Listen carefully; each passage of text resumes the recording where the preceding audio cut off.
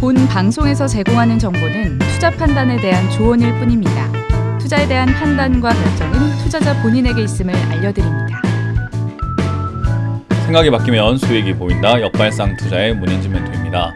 자, 오늘도 많은 종목들이 급등을 하고 많은 종목들이 급락을 하고 있는데 이런 과정 속에서 우리가 가야 할 길 상한가에 들어간 종목들 체크해보면 답이 나오겠죠. 도움이 되신다면은 좋아요와 구독 그리고 알람 설정까지 반드시 부탁드리고요. 이번 주는 역시 화수목 저희 주식 챔피언 멤버들이 다 나와서 여러분들과 함께 할 수 있는 합동 강연 준비가 되어 있으니까요. 오셔서 또 좋은 이야기 듣고 가시면 좋겠습니다. 오후 8시에 화수목 하니까요. 꼭 오시길 바랄게요. 자, 그럼 오늘 어떻게 시장이 움직이는지부터 체크 한번 해볼 텐데, 오늘은 시장이 조금 반등이 나옵니다. 흐름의 변화가 좀 생겼다라고 생각이 들만한, 어떻게 보면 약간 반등의 시초가 될 수 있는 반등의 초입부로 보여집니다. 그래서 여기서 반등이 좀 나와준다면은 아마 3,200포인트 언저리까지는 반등이 좀 무난하게 가지 않을까 싶기도 한 그런 모습이에요. 물론 이거 지금 양봉 하나 떴다고 해서 반등이 이어질지 이어지지 않을지 그 예측한다는 것은 거의 그냥 예언에 가까운 거죠. 예측이 아니라 예언인 거예요. 그래서 뭔가 점을 치는 것처럼 우리가 이렇게 올라갈 겁니다, 올라가지 않을 겁니다 라고 말씀드리기는 상당히 좀 애매한 부분이 있기 때문에 당장 상승이다 이렇게 생각하지는 않으시는 게 좀 좋을 것 같고요. 여러분들이나 많은 전문가들 그리고 증시 방송에서 계속 이렇게 강조했던 게 이 외국인 수급이었던 것 같아요. 외국인 수급이 계속 나가고 있다라고 하면서 좀 겁이 난다, 안 좋다 이야기 했는데, 이제 그런 부분이 오늘 조금 매도가 줄어들었다, 약간의 매수가 들어왔다라고 볼 수 있고요. 거기다가 이제 기관 투자자들의 매수가 조금 들어오면서 야, 증시 저점을 잡으려고 하는 건 아닌지 조금은 생각을 한번 해볼 수 있는 단계인 것 같네요.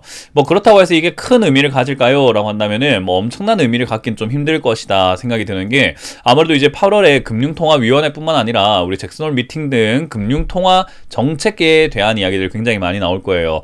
주식이라고 하는 것은 돈이 몰려있는 곳이거든요. 그렇기 때문에 돈의 금리라든지 돈의 어떤 영향을 줄 수 있는 그런 정책들이 나온다라고 하면은 증시에는 좀 취약한 엄청난 충격을 좀 가지고 올 수 있다고 보시면 좋겠습니다.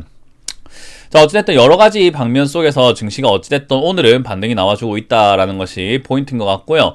여기서 이제 위쪽으로 올라갈 것인가에 대한 문제는 남아있겠지만 당장의 위쪽으로 올라간다는 아니다라는 거, 그 말은 다시 바꿔 말하면 추가 매수 포인트는 아니다라고 보시면 좋겠죠. 그래서 증시는 더 내려갈 수도 있습니다. 반등 좀 나오다가 또 내려갈 수도 있는 거거든요. 그러면 하락세가 만들어지게 되는데, 그러면 여러분들 뿐만 아니라 지금 여기서 추가 매수하는 사람들은 괜히 추가 매수 해가지고 나중에 생길 수 있는 더 좋은 저점, 더 좋은 추매 포인트를 놓쳐버리게 되겠죠. 그래서 이렇게 추가 매수를 안 하는 게 좋다라고 말씀드리면은, 아니 근데 난 손실 중인데 추가 매수 안 하면 어떻게 본전을 찾아요? 라고 하시는 분들이 있겠지만, 반등이 나오면 여러분들이 손실이 줄어들거나 또는 수익권으로 바로 돌아서는 그런 모습들도 기대해 볼 수가 있습니다. 그래서 큰 걱정하시는 것보다는 여기서 추가 매수를 하지 않더라도 반등 나오면은 본전이나 수익권까지 올라올 수 있으니 아직까지는 조금 참아보자 라는 게 맞는 것 같고요.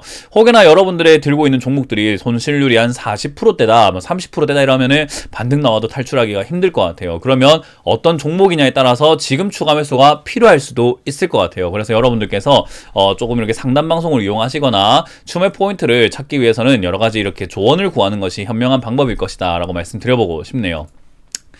자, 일단 어찌됐던지 간에 지금 증시는 밑으로 밀려 내려가고 있는 모습인데, 그래도 오늘 반등이 좀 나와서 많은 종목들이 급등을 해준 것 같습니다. 오늘 급등하고 있는 종목들이 꽤나 많이 있는데요. 10% 이상 올라오고 있는 종목이 41개나 됩니다. 그 중에 상한가는 한 종목이 들어가 있고요. 그리고 상한가 이탈 종목이 유라테크 한 종목이 또 보이네요. 그래서 아직까지는 이렇다 저렇다 할 만한 포인트는 없는데, 약간 이렇게 강하게 올라와주는 종목들 몇 개가 보인다 생각을 할 수 있고요. 하한가 근처 10% 이하로 빠지는 종목들이 LG화학이 조금 눈에 띄네요. LG화학이 보이고, 그리고 굉장히 많은 종목들이 좀 급락을 하고 있는데, 지금 우리가 관심이 가는 건 LG화학이죠. 지난번에도 이렇게 급락을 했었는데 이번에도 급락을 한단 말이에요.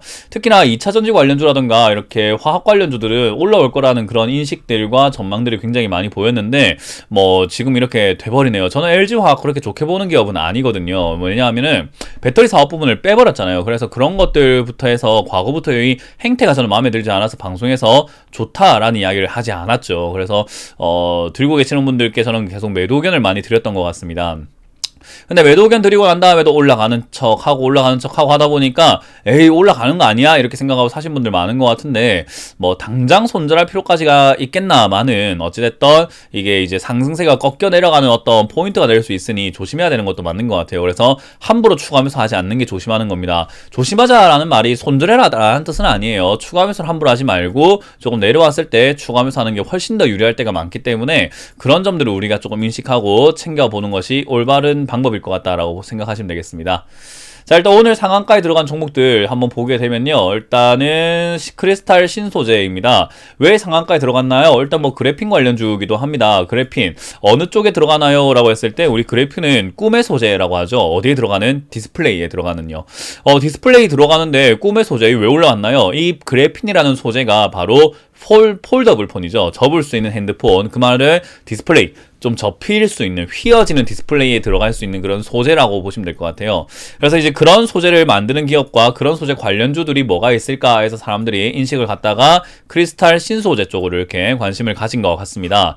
뭐 일단 실적 부분에서 나쁜 기업은 아닌데 주가가 이렇게 바닥에 있을 만한 기업이었을까? 뭐 그런 점도 아니었습니다. 그냥 잡아놨으면 수익이 날 수 있는 기업인데 증시가 안 좋다 보니까 밑으로 밀렸고요. 이런 기업들 역시 떨어지니까 40%대 손실이죠. 이런 기업들은 추가 매수를 미리 해놓는다라고 했을 때는 나쁘지 않았을 수도 있겠습니다. 근데 오늘 상한가 간 거는 많이 빠졌기 때문에 상한가가 나온 거고 폴더블 폰의 판매가 많이 증가할 것이다라는 전망들이 나오다 보니까 상승을 한 거예요.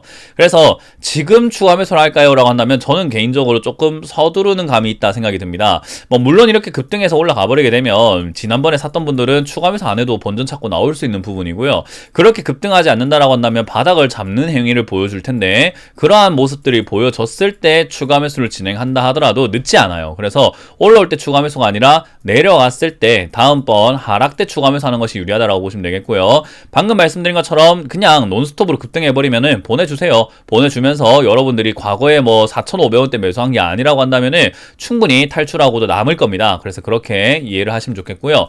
우리가 이 상한가 들어간 크리스탈 신소재를 보면서 알 수 있는 것은요. 폴더블 폰에 대한 인식, 관심도가 매우 높아졌다라는 거예요. 그래서 많은 분들께서 폴더블 폰에 관심도가 높아졌다라는 것은요. 스마트폰, 휴대폰 관련주, 부품 관련주들이 움직일 수 있다는 거기 때문에 당장은 아닐 수 있습니다만은 매출이 잘 나오고 난 다음부터도 계속 꾸준히 팔려 나갈 가능성이 높겠죠. 사전 예약이 높다라는 것은 그 이후의 판매도 높다라는 걸로 예상할 수가 있거든요. 그래서 이제 그런 부분들이 뭐 폴더블 폰을 팔았는데 생각보다 별로더라라는 인식만 없다면 와 생각보다 좋다라는 인식이 나오기 시작한다면은 뒤늦게 사는 사람들도 굉장히 많을 거예요. 그래서 삼성전자, 반도체가 지금 위협적인 위치에 있다. 반도체가 조금 리스크가 있다라고 평가를 받는데 그런 관점 속에서 이제 또 새로운 활로를 찾아내는 과정이 아닐까. 그럼 휴대폰 관련주 우리가 관심을 가지는 것도 하나의 투자 방법이 될 것 같습니다. 그래서 그런 관련주들 뭐 예를 들면 KH바텍 이런 것들도 폴더블 폰으로 올라오기 시작하죠. 그래서 이런 것들 좀 관심 가지고 투자하신다면은 나쁘지 않을 것이다. 특히나 내 종목이 휴대폰 관련주에 엮여 있다라고 한다면은 그대로 들고 가셔가지고 역시 수익권이라던가 조금은 즐기고 나오시는 것은 어떨까라는 조언을 드려볼 수 있겠네요.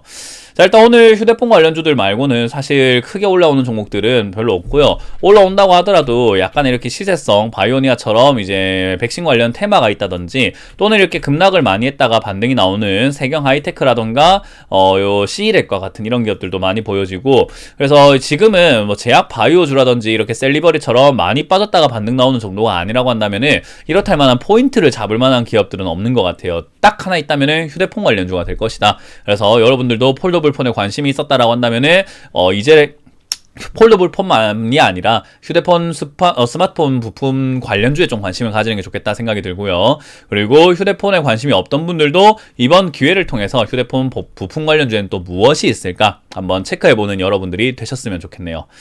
자, 이렇게 오늘 마무리 지어보도록 하고요. 증시 아직까지는 반등은 아니다. 섣부르게 판단하지 말자. 반등이 나간다 하더라도 추가 매수해야 되는 이유는 없고 그럴 자리도 아니다 라고 조언을 깔끔하게 해드릴 테니까요. 여러분들 참고하셔가지고 좋은 결과로 이어내시길 바라겠습니다. 자, 지금까지 문현지 멘토의 역발상 투자였습니다. 고맙습니다.